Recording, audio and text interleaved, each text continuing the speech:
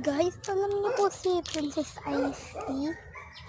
Sabi niya kasi guys, aalis kami. Pero wala po siya. Kanina ko pa yun hinihintay guys. Kaya kailangan ko na talaga siya hintayin. Kundi, hindi na ako sasama dun. Pag hindi pa siya dumating guys. Pag di pa siya guys dumating, hindi na ako sasama. Pero pag dumating pa siya, pag ng 12:50, hindi na ako sasama. Pag ng 12:50, ibig sabihin na nun is nakaalis na ata. Kaya, thank you guys sa panonood. Pa-subscribe na rin po sa aking channel.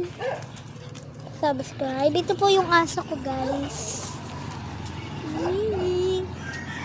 May tingin ka sa mga real followers natin dyan o.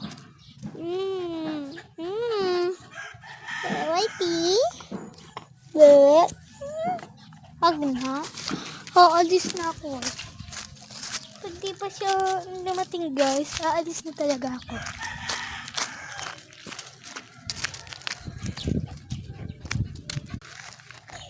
Yan nga pala guys, hinahanap ko na siya.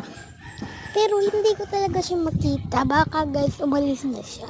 Kung makikita nyo naman po si Princess Icy Chalmers, comment na lang po sa kung makita nyo po sa Opinion Elementary School.